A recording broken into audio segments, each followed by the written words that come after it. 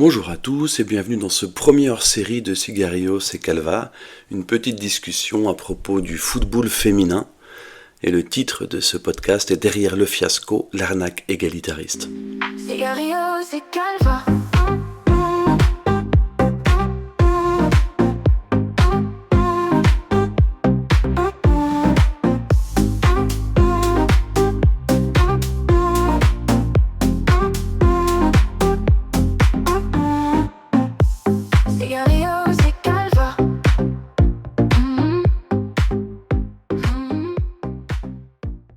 Commençons par un rappel des faits et par l'anecdote étrange et amusante à la fois qui a déclenché une polémique dernièrement sur le football féminin et qui motive la discussion que nous avons aujourd'hui.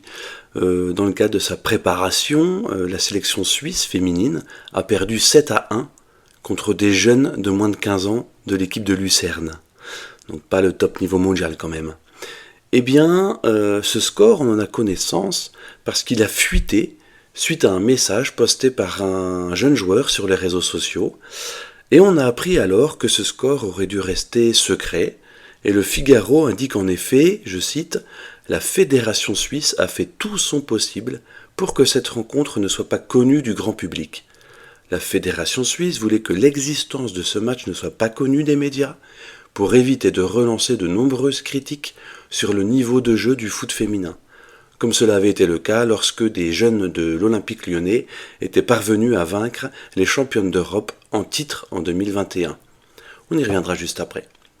La Fédération de football suisse a donc tenté de faire profil bas, ce qui n'est pas le cas des footballeuses, et notamment d'une des célébrités de l'équipe suisse, Alisha Lehmann, 26 ans et pourtant déjà sur le déclin, qui déclarait il y a quelques mois que c'était absolument anormal que pour le même travail, elle gagne moins que son mari, Douglas Luiz, joueur brésilien de la Juve. Au vu des performances de la joueuse suisse, ce qui apparaît anormal, c'est plutôt qu'elle gagne de l'argent en jouant au football. On y reviendra un peu plus tard.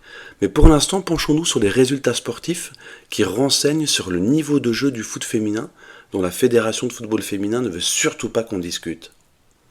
Car il y a eu des antécédents. Tous ne sont pas venus jusqu'à nous, mais parmi les scores qui sont arrivés aux oreilles du grand public, il y en a quelques-uns qui laissent songeur. La sélection américaine, donc les meilleures joueuses américaines, a perdu 5-2 par exemple contre les jeunes de moins de 15 ans de Dallas. La sélection australienne, donc les meilleures joueuses d'Australie, ont quant à elles perdu 7-0 contre des jeunes de moins de 15 ans de Newcastle. Et l'Olympique lyonnais, pour revenir à l'exemple cité tout à l'heure dans le communiqué de la Fédération suisse, l'Olympique lyonnais féminin, quintuple champion d'Europe au moment où cette équipe affronte les jeunes de moins de 16 ans du même Olympique lyonnais, eh bien, ils ont perdu 7-0 contre les jeunes ados de Lyon. C'était la meilleure équipe féminine d'Europe avec 5 sacres européens consécutifs, et aujourd'hui et depuis plusieurs années, c'est officiellement la deuxième meilleure équipe féminine du monde derrière le FC Barcelone. À chaque fois, la presse est venue au secours des équipes féminines pour expliquer que les scores ne voulaient rien dire, que ce n'étaient que des matchs d'entraînement, mais en revendiquant quand même une égalité de salaire et d'exposition entre les joueuses et les joueurs de foot.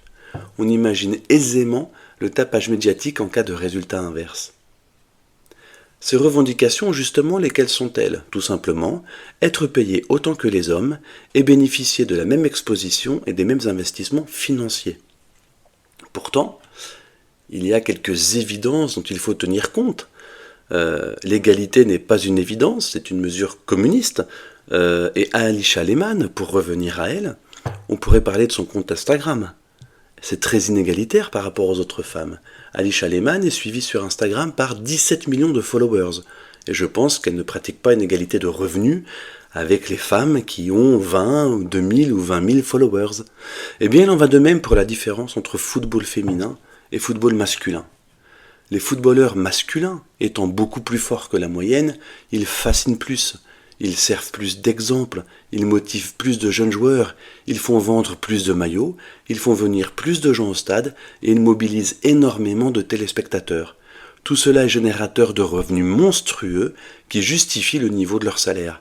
Et rien ne saurait justifier, sinon le communisme tyrannique et spoliateur, que cet argent soit volé à ceux qui le génèrent pour alimenter artificiellement une économie aussi dysfonctionnelle que le foot féminin.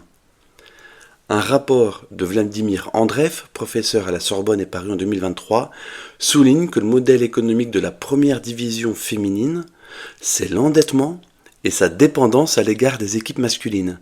Car oui, malgré ce qu'on essaie de nous faire croire, le communisme que j'évoquais à l'instant est déjà partiellement appliqué, sinon le foot féminin ne vivrait que sur ses propres revenus, c'est-à-dire sur rien ou presque. Les remerciements se font toujours attendre. En tout cas, la conséquence de ce comportement politique féministe pour le foot féminin est dévastatrice, parce qu'avec ce penchant pour la jalousie mal placée et cette chouinerie constante pseudo-féministe, le tout en proposant un football infiniment inférieur à celui proposé par leurs homologues masculins, le football féminin s'enferme dans une comparaison avec le football masculin et se casse forcément les dents sur la réalité des différences de niveau, avec comme conséquence la moquerie, la honte ou la consternation. Alors que si le football féminin assumait ce qu'il était, c'est-à-dire une discipline dans laquelle les meilleures footballeuses du monde s'affrontent pour gagner des titres sportifs féminins, il serait sans doute mieux suivi, mieux compris et beaucoup moins critiqué. Il faut dire que pendant longtemps, l'un des visages médiatiques de ce sport était l'américaine lesbienne militante LGBT et antiraciste Megan Rapinoe. Fervent soutien de Joe Biden, ultra-gauchiste allant jusqu'à boycotter l'hymne américain, et évidemment soutien indéfectible des émeutiers racistes noirs du mouvement Black Lives Matter. Difficile de trouver meilleur repoussoir, et c'était le visage du foot féminin jusqu'à la salutaire défaite de la sélection américaine en 8e de finale de la Coupe du Monde face aux Suédoises il y a 2 ans, suivie de la retraite de l'américaine quelques mois plus tard. Conséquence donc de ce militantisme, qui n'a rien à envier à toutes les dérives féministes de ces dernières années, toute critique du football féminin est vue comme une attaque contre les femmes par le cirque médiatico-politique qui fait si peur aux dirigeants des instances du football. Alors que le milieu footballistique, lui, a parfaitement conscience de la réalité évidente de la différence de niveau entre foot féminin et foot masculin. Il n'y a qu'à voir comment a été reçue la pourtant très banale remarque de Giroud, qui comparait il y a pile un mois, le 27 mai dernier, le niveau d'un match de retraités du foot en surpoids avec le niveau d'un match de professionnels féminines. Toute légende qu'il est, Giroud a vu tomber sur lui la meute médiatico-politique comme si c'était le dernier des twittos, creusant encore un peu plus le fossé entre les promoteurs ahuris du foot féminin et les vrais connaisseurs du football. Voilà, c'est la fin de ce petit hors-série consacré au foot féminin. Consacré notamment à cette haine irrationnelle de l'inégalité. Notre haine doit être contre l'injustice, et l'égalitarisme serait une injustice, ce serait, comme on l'a vu, du communisme tyrannique et spoliateur. Donc moi, ce que je vais faire, c'est que je vais vous laisser avec la légende Giroud, et je vous donne rendez-vous vendredi prochain à 18h sur cette chaîne pour un Sigarios et Calva consacré à un nouvel écrivain, Mario Varro, dont le premier ouvrage sort le 9 juillet prochain. À très bientôt. Vous voulez que je vous fasse une comparaison audacieuse?